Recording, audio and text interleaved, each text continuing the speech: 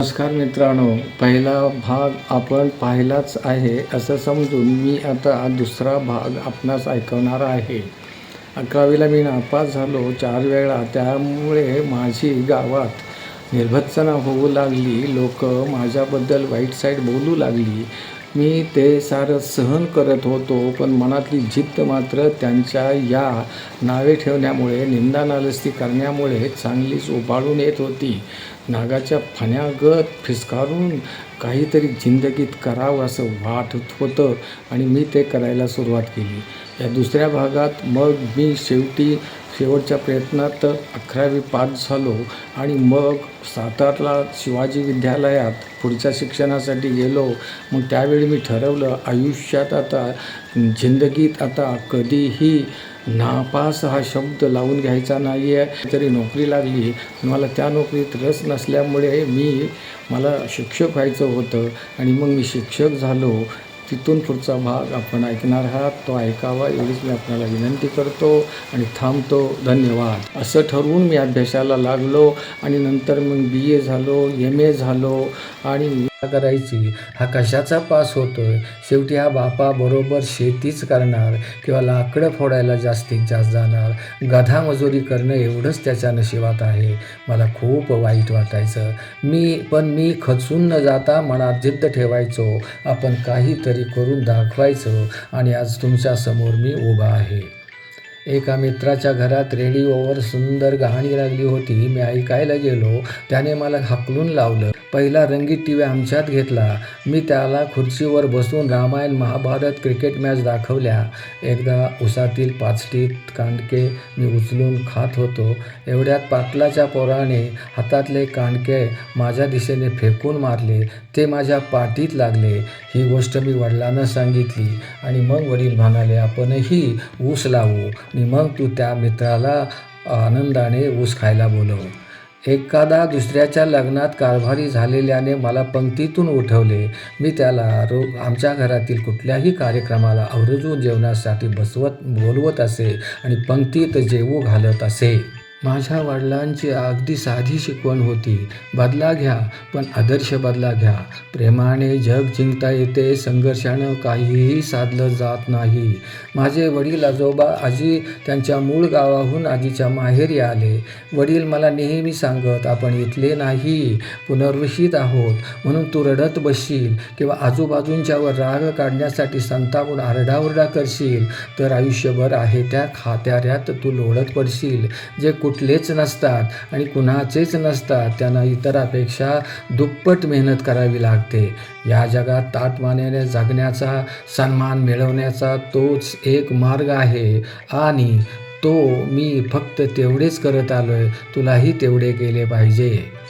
माझ्यासारख्या नापास होणाऱ्या मुलाला कोणता बाप शिकवणार होता? पण माझे वडील मला शिकवण्यासाठी थकत नव्हते. मग मी तरी शिकण्यासाठी का थकू? 4थ्या वेळी मी पास झालो आणि नंतर कधीच कुठल्या परीक्षेत नापास झालो नाही. मी इतर मुलांच्या बरोबर कॉलेज शिकण्यासाठी सातारला गेलो. 11वीपर्यंत मला अंडरपॅन्ट नव्हती, कपायात चप्पल नव्हती. कॉलेजला गेल्यानंतर एक 3.5 रुपयाची रबरी चप्पल घेतली. कालांतराने त्या चपलीची पुढचे बटन कधीही उपसून वर यायचे आणि माझी फजिती व्हायची. प्रचंड दारिद्र्यात शिक्षण घेत होतो. वडील महिना खर्च म्हणून 10 रुपये देत होते. 3 रुपये खोली भाड्याला, 3 रुपये डबा भाडं आणि 4 रुपयात महिन्याभराचा खर्च. पेन, शाईच्या नळ्या, लिहिण्यासाठी कागद घ्यायचे. कॉलेजला आलो तरी बालपणाबरोबर हसू हरवलेला माणूस होतो. कॉलेजला आल्यावर मुलांच्या घोळक्यात हास्यविनोद ऐकू लागलो.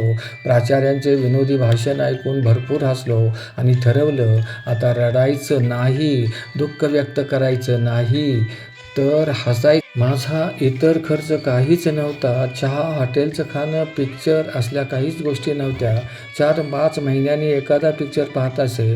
अशी कॉलेजची 4 वर्ष काढली. कॉलेज जीवनात पॅन्ट शर्ट माहीत नव्हता.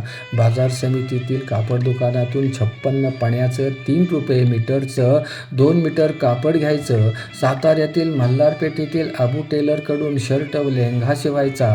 अबू गरिबांचा टेलर होता. तो फक्त 3 रुपये शिलाई घ्यायचा. झारापकरची 10 पैशाची नीळपुडी आणून त्यात ती कपडे बुडवायची.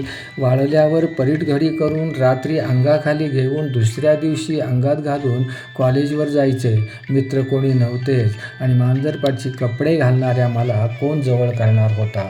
4थ्या वर्षाला TYBAला खूप अभ्यास केला.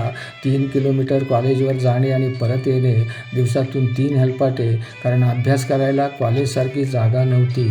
अभ्यासाची चांगली सवय लागली. ऑनर्समध्ये BA झालो. छोट्या मोठ्या नोकऱ्या करत मी MA करू लागलो. पहिल्या वर्षी शिवाजी विद्यापीठात परीक्षा. मित्र नारायण सोनावणे बापूंनी 2 महिने परीक्षेसाठी मला अभ्यासासाठी कोल्हापुरात बोलवले. माझा सर्व खर्च केला. त्यांच्यामुळे मी MA झालो. धरणाच्या कॅनॉलवर सुपरवायझरची नोकरी मिळाली.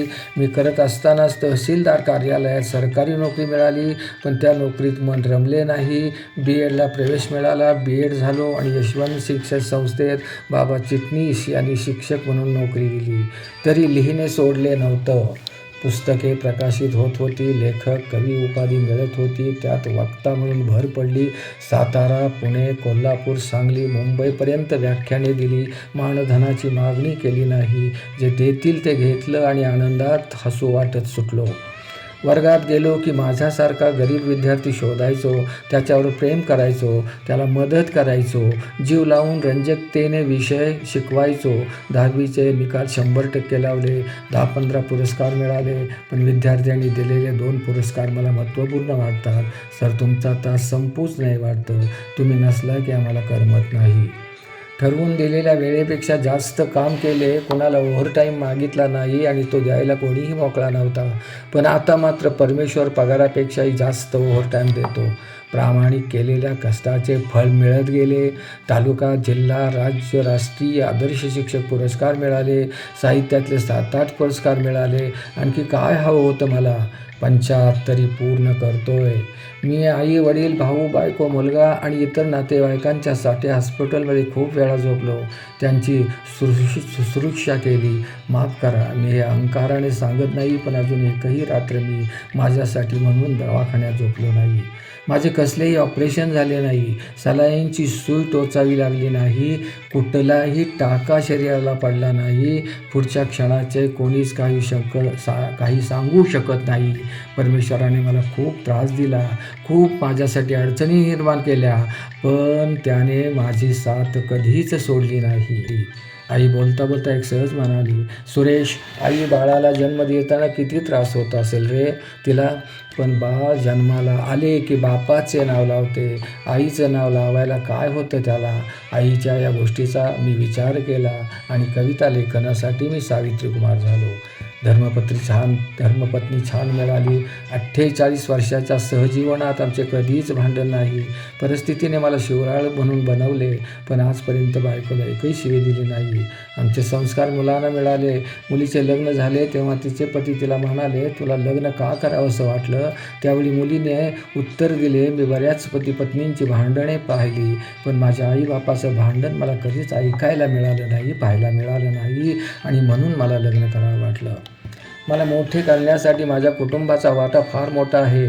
आई, वडील, चुलते, चुलती, चुलत भाऊ अशोक, कुंदन, भाऊ रमेश, दिलीप, देवानंद यांचाही फार मोठा वाटा आहे. श्रीकृष्णाने करंगळीवर गोवर्धन उचलला, पण गोपाळांचा आधार तितकाच कारणीभूत होता. माझ्या बाबतीत थोडं तेच झालं. शेवटी सज्जनगडावरच्या महाराजांच्याकडून माझ्या ऐकण्यात आलेली एक प्रार्थना सांगतो आणि थांबतो. देवा, प्रार्थना तुलाही, तू सदा जवळी रहा. मी जिथे जाईन तेथे प्रेमदृष्टीने मज पहा. आस नाही मज कशाची, खंत नाही मनाशी. तू नभाच्या लोचनाने सर्व काही जानसी. देह हा कर्मात सरुणी, सफल होऊ जन्म हा. मी जिथे जाईन तेथे तू सदा जवळी रहा. तू सदा जवळी रहा. धन्यवाद.